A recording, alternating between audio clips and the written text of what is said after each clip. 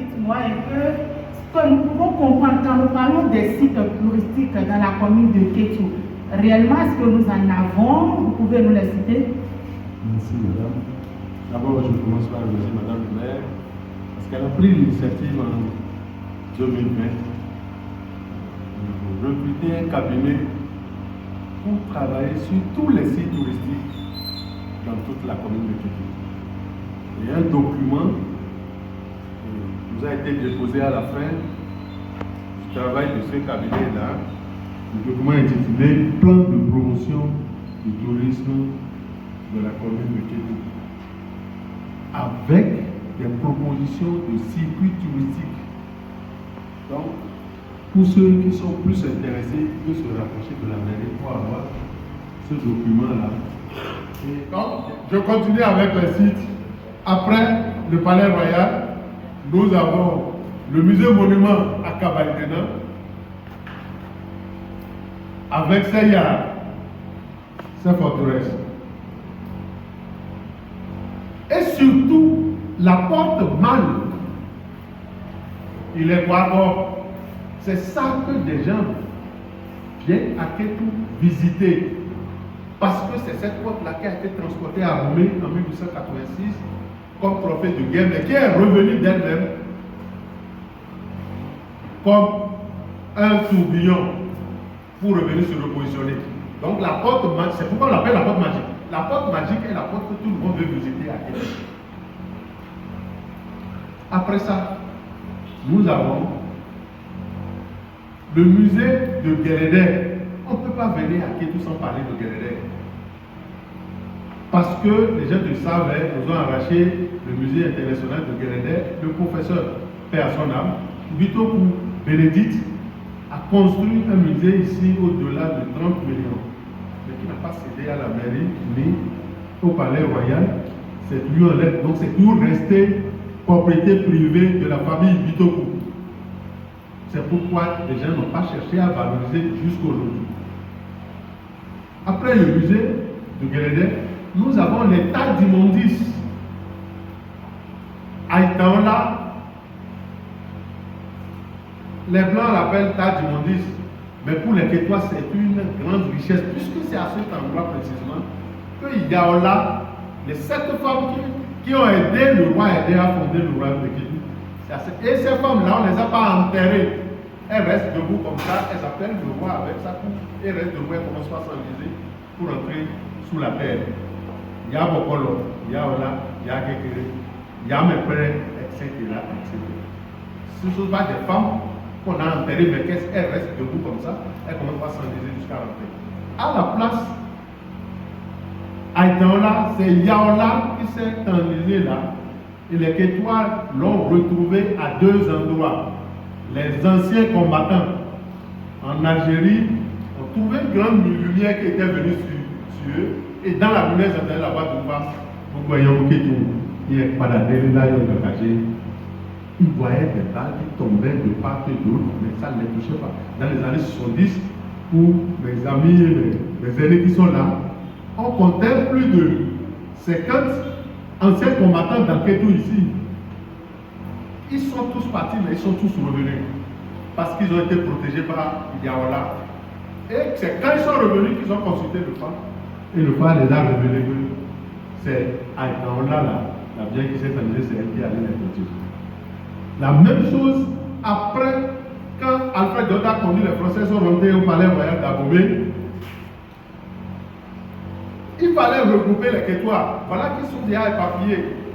D'autres sont mariés, d'autres on les a amenés pour les donner forcément, pour les faire, pour les obliger à un mariage forcé dans les contrées de Boyikon, Tenji, Zobotome, etc. Mais les quelques-uns qui vivaient encore dans Romé, qui les a regroupés, c'est Yaola là. Les gens ne la connaissaient pas.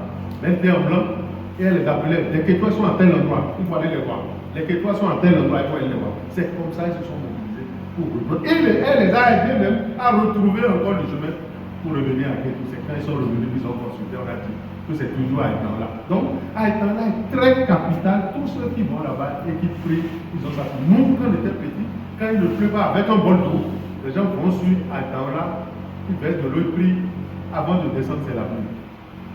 Le feu descend ne doit pas aller là-bas. Est-ce que les gens continuent de respecter ces choses-là?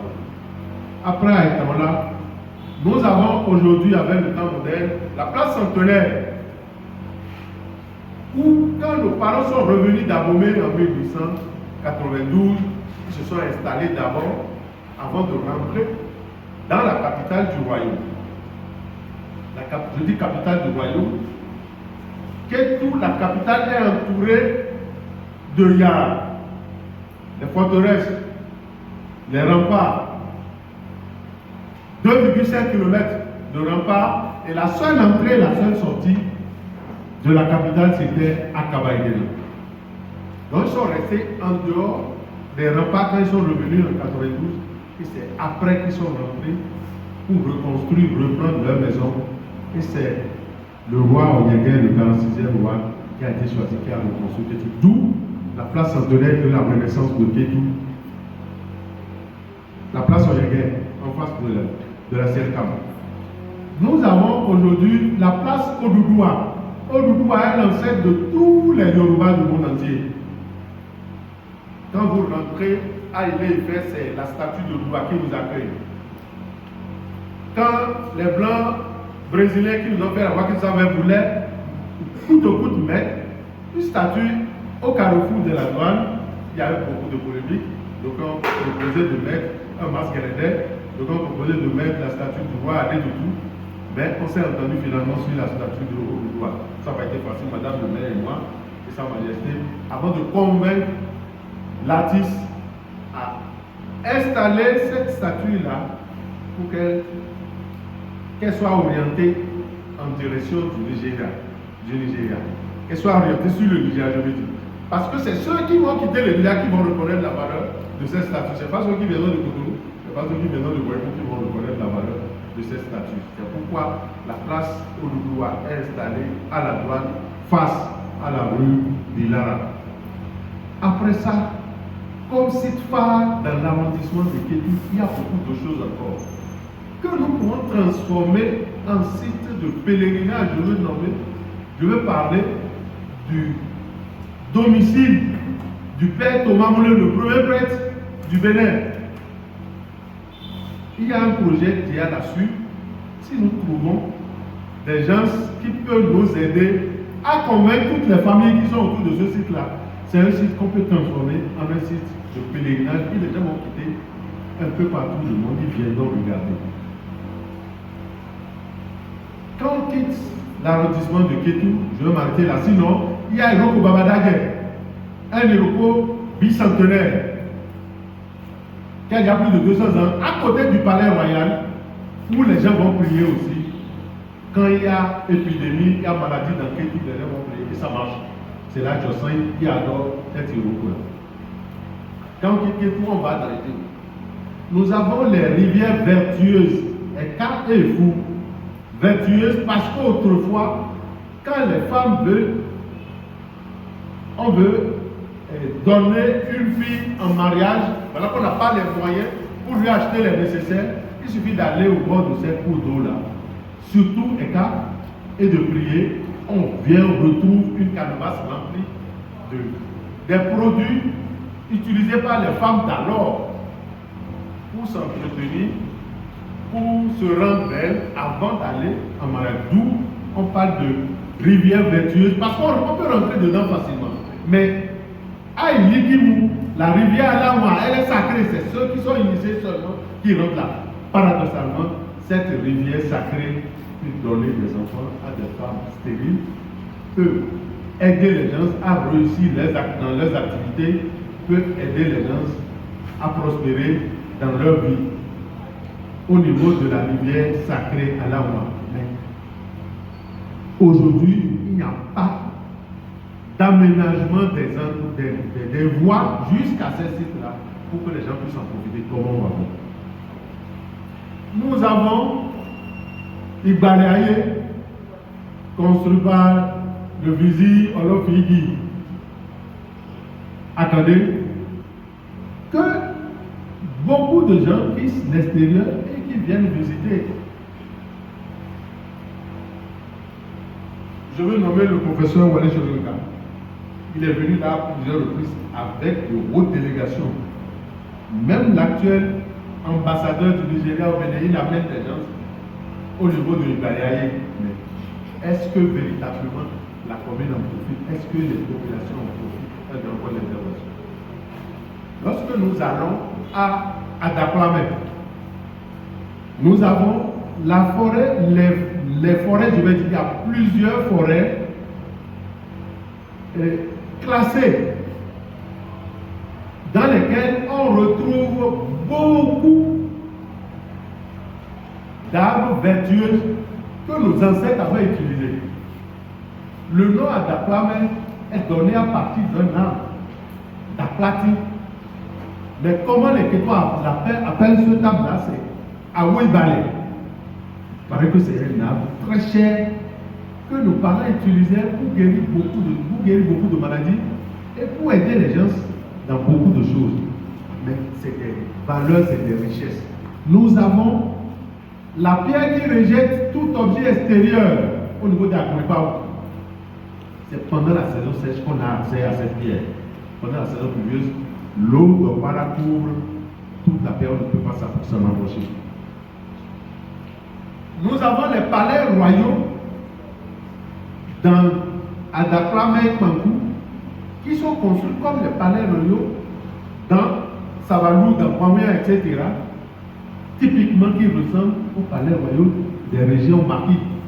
Donc quand les gens viennent chez nous ici, au lieu d'aller à Savalou, au lieu d'aller, si nous aménageons ces palais et les voies d'accès dans ces palais, les gens pouvaient visiter non seulement les richesses culturelles Yoruba, mais les richesses culturelles marquées aussi. Nous avons ces chances-là. Quand nous allons à Okometa, nous avons la rivière sacrée. C'est sacré, puisque ce n'est pas tout le monde qui rentre là aussi. De Yamepre, nous avons le site des 201 puits entre Ofia et Idjou. Donc, on dit c'est pour Ofia, on dit c'est pour Idjou. Mais nous qui sommes de Idjou, dans notre litanie, on l'a pour les donc je crois que les 201 puits là, ça représente pour les Riba. C'est entre Ofia et Idjou. Et c'est de là que Yabia est sorti. Yabia qui fait la force d'Ofia. Le berceau de Guérédin dans toute la commune de Guétou, c'est Ofia. Ilobi Libaba, l'Ofia Ouba, Guétou, c'est Lobi que le Guérédin est venu, mais c'est à Ofia que c'est atterri pour la première fois et c'est d'Ofia que c'est répandu dans toute la commune, je peux dire dans tout le Bénin aujourd'hui. Parce que les gens du Sable reconnaissent que c'est de Guétou que le Guérédin est parti. Les gens de Bagdad, ils reconnaissent que c'est de Guétou. Jusqu'à Cabolé, ils reconnaissent que c'est de Guétou qu'on leur a donné le Guérédin. Quand on va à Odometa, c'est une rivière sacrée, mais à 3 branches. Les branches là viennent, l'un au sud, l'autre à l'ouest et le troisième à l'est. Et les gens d'Odometa font des rituels là chaque année. On tue une chèvre là, on mange, on fait les rituels, on fait les sacrifices là et on prie pour toute la communauté. On ne peut pas rentrer parce que c'est sacré. Mais on peut quand même s'en approcher, on peut s'approcher de ça et voir à peu près l'étendue ou bien les quatre affluents qui viennent se rencontrer à cet endroit qu'on appelle Odometa. C'est comme ça le nom Odometa a été donné, c'est à cause de cette rivière sacrée. On n'a pas de palais à Odometa, il n'y a même pas d'infrastructure pour qu'on puisse en profiter en dehors de Odometa. Dans quelques cas, on revient sur les patrimoines coloniaux. Nous avons le bâtiment annexe de la mairie. C'est bien, c'est réfectionné aujourd'hui, mais c'est le bâtiment construit par les colons. Nous avons la résidence des maires. C'est le bâtiment construit par les colons. Nous avons les bâtiments de l'essence de santé derrière l'arrondissement de Guétou aujourd'hui. c'est des bâtiments pour lesquels vous allez, c'est bien écrit là. C'est un bâtiment qui a été construit en 1950. Voilà à peu près les sites phares que nous avons dans la commune de Kétou. Lorsqu'on entre dans le document de plan de promotion du tourisme dans la commune de Kétou, on a tous les autres sites. Nous avons les grandes danses que si nous organisons bien autour de ça, nous pouvons valoriser la danse de Guélédé Bolodon. Que les gens de Koubert sont en train de vouloir prendre le pas sur Kétou aujourd'hui. À la dernière fête du Chocan, j'y étais, mais ils ont parlé de Bolodon. C'est comme une danse Iwe, puisqu'ils sont habillés seulement comme nous avions comme une danse Iwe. Mais le chanteur-compositeur, il a chanté comme un chanteur-compositeur de Iwe. Ils sont en train de le copier et veulent nous dépasser. Je crois que celui qui a fait le discours de Moulin l'a dit tout à l'heure, que les gens de Koubert, ils sont en train de mettre beaucoup de communication autour de ce qu'ils font aujourd'hui, alors qu'à Kétou ici, nous sommes là, les bras croisés, nous continuons de dormir. Comment on va faire pour valoriser ces choses-là? Que Dieu nous prête mieux. Merci beaucoup, M. Nanaï Dalbert. J'ai beaucoup de plaisir à vous entendre parler et je pense que c'est la même chose pour tous ceux qui nous suivent. Dites-moi un peu, pour être guide, est-ce qu'il y a une formation spéciale à donner à ce genre de questions? Il y a une formation. Il y a le ministère, après avoir fini de construire le palais royal de Kétou et le musée à Kabaïdena, je crois en 2010-2011, Monsieur Légalet dans la salle, c'était les guides que le ministère avait formés dans les années 2010.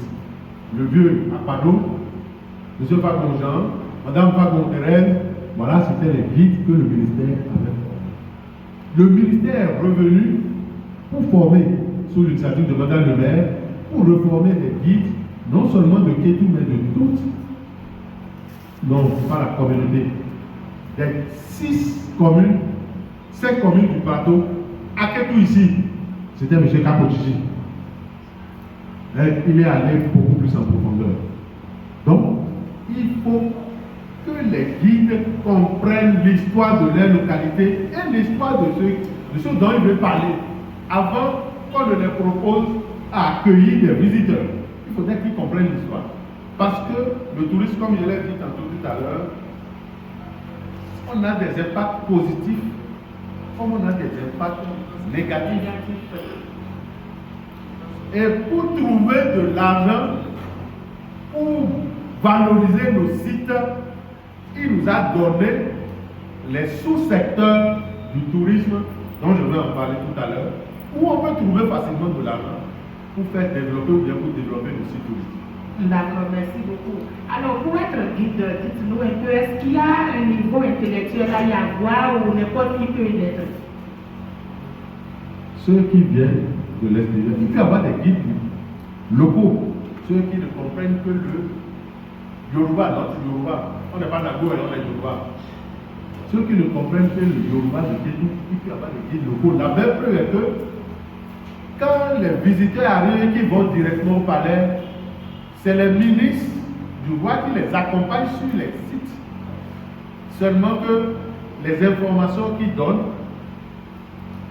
ça reste beaucoup, il y a beaucoup d'insuffisance dans les informations qu'ils donnent à ces visiteurs-là. Parce que quand c'est un intellectuel qui fait l'animation du guidage,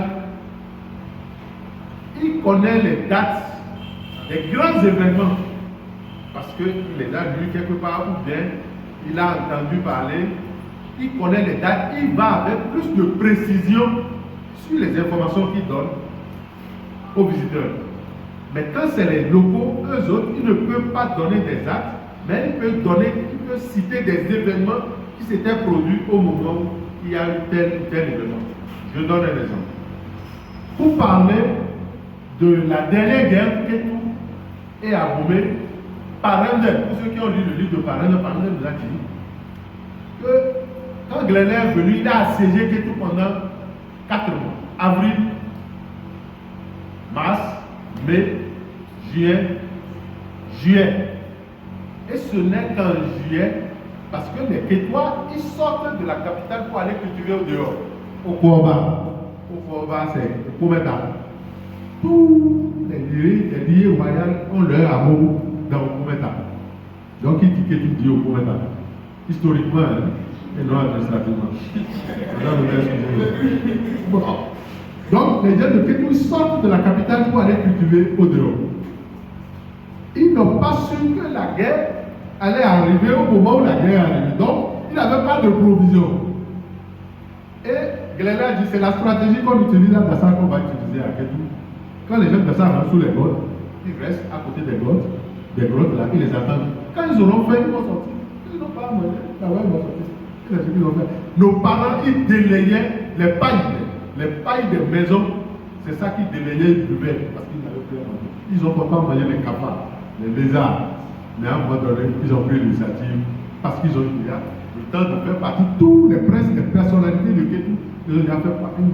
Ils ont trouvé un moyen pour les faire voyager sur le Nigeria. Le reste, les blancs qui restent, ont dit bon, on est prêt à aller aboumer avec eux. Et c'est comme ça qu'ils sont sortis.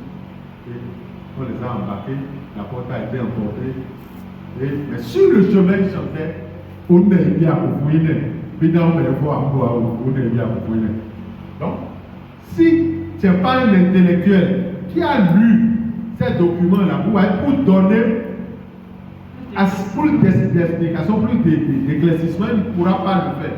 C'est vrai, nos parents aussi, ils essaient de leur manière. Voilà. Merci beaucoup, merci pour vos explications. Alors, est-ce qu'ils ont un mandat à renouveler ou ils sont seulement là jusqu'à la fin de leur vie, les guides? Oh, les guides, c'est la formation perpétuelle. Si d'autres s'intéressent, comme je le dis tantôt, il n'y a pas d'argent dedans, c'est ça qui fait que les gens ne veulent pas rentrer dans ce système-là, il n'y a pas d'argent. Et quand les gens viennent, si tu mets la main dedans, ils ne viendront plus. Mais quand ils voient que tu as fait un bon travail, ils n'hésiteront pas à la main en poche et te donner de l'argent. Tu peux avoir des moyens. Hein. Ouais, il y a qui prennent les enveloppes. Hein. Donc, vous déplaisantes. Bon, c'est pas oui. Merci beaucoup. Alors, vous voulez dire par là qu'il n'y a pas un salaire ou quelque chose que ces guides reçoivent à la fin du mois ou occasionnellement? Il n'y a pas un salaire. Mais tout à l'heure, on va solliciter Madame le maire pour voir comment on pourra mieux organiser l'animation guidage dans la commune de Kétou. D'accord, merci. Maintenant, parlons des étrangers qui viennent visiter ces sites-là. Est-ce qu'ils ont des formalités à remplir avant d'y avoir accès ou ils sont seulement autorisés à mettre pied? Oui, il faut dire que un peu partout aujourd'hui, il y a l'office de tourisme. Et ce document dont j'ai parlé tout à l'heure, dans leur recommandation, ils ont exigé à ce que la commune de Kétou ait un office de tourisme. C'est quand il y a office de tourisme qu'on pourra régulariser le secteur du tourisme dans la commune de Kétou. C'est-à-dire quoi?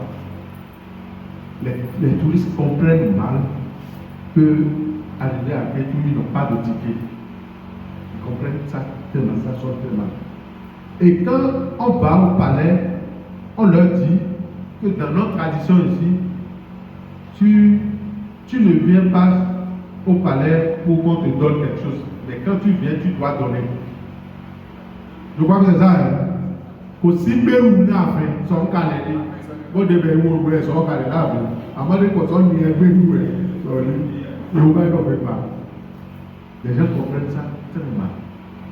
Et notre système. Mais s'il y a un office de tourisme, je crois que l'autorité communale, avec l'autorité traditionnelle, ils pourront s'entendre pour trouver une formule pour favoriser, pour faciliter la tâche, non seulement aux animateurs guidage, mais aussi aux visiteurs qui viennent, qui ont entendu parler de la destination qui veut découvrir. D'accord, merci beaucoup. Alors, est-ce que vous avez des appuis ou des aides que vous recevez de la mairie ou des fils autochtones de Kétou ou du palais royal pour le maintien ou la sauvegarde de nos richesses? s'il n'y a pas une association officielle, les guides, il n'y a pas une association officielle, ils ne sont pas employés. Mais comment ils pourront solliciter la mairie bien solliciter? Ils ne trouvent rien. C'est dans ce que les visiteurs leur donnent, c'est dans ça là, ils s'organisent et ils font leur contrôle. D'accord. Et vous n'envisagez pas dans l'avenir souhaiter ou demander des aides ou des appuis pour pouvoir sauvegarder? Oui, c'est ça ce que je suis en train de dire, qu'on va solliciter tout à l'heure. Je vais faire certaines propositions à Madame le maire et on va voir comment on pourra mettre ça en exécution. D'accord, merci beaucoup. Alors, je veux savoir, est-ce que parfois vous rencontrez des difficultés dans votre métier d'être guide? Est-ce qu'il y a des difficultés que vous rencontrez? Il y a beaucoup de difficultés. Quand j'ai cité tout à l'heure le palais royal, c'est une grande difficulté pour les visiteurs quand ils viennent à Kéti, quand on arrive au palais. Il y en a qui refusent même de rentrer. Parce qu'ils ne veulent pas se déchausser. Ah, c'est notre principe. Tu dois te déchausser avant de monter, et enlever ton chapeau. Mais il y en a qui le font spontanément. Donc, ça là, ça fait que certaines démissions, et on n'arrive pas à les convaincre pour les faire rentrer. Première difficulté. Deuxième difficulté, au niveau du musée à Kabaïdena, il y a des jeunes qui sont là, qui disent que c'est eux qui entretiennent la maison, c'est eux qui balaient, c'est eux qui savent. Et ils exercent une pression terrible sur le guide de tourisme. On ne lui permet pas de faire son travail. On vient envahir même les visiteurs, comme si ils viennent les spolier ou bien les cambrioler. Parce que je ne comprends pas exactement qu'est-ce qu'ils font quand les guides arrivent, pourquoi ils rentrent avec les visiteurs. Je ne comprends pas. Je n'arrive pas à comprendre qu'est-ce qu'ils font là, mais ils vous envahissent. Ils ne peuvent même pas prononcer un mot dans les explications que vous faites. Mais à la fin, il faudrait qu'ils prennent l'heure. Alors que s'il y avait l'office de tourisme et que le visiteur a déjà son ticket de la mairie, une autorisation qui lui permet de visiter, je ne crois pas. Il peut y avoir le 16 commissaire, cas de désordre et de ces là qui viennent nous empêcher de faire un travail comme cela ce soir. Merci beaucoup, M. Laleye Galbert. Je voulais savoir encore plus. Est-ce que sur ces lieux, ces sites, est-ce que vous avez un comité, je vais dire, ou une organisation d'entretien? Vous venez de parler tout à l'heure du cas de Akabaïdena. Prenons par exemple le cas de la place Oyégué de Kétou. Aujourd'hui, quand tu n'es pas autochtone et tu n'es pas fils ou fille de Kétou, ça doit voir la propriété de la place ne nous permet pas de parler de sa valeur comme cela se doit. Alors maintenant, qu'est-ce que vous pensez de l'entretien de ces lieux pour plus de valeur? Oui, je reviens toujours. Le guide de tourisme, l'office de tourisme. S'il y a un office de tourisme, c'est l'office qui prend en charge l'entretien de tous les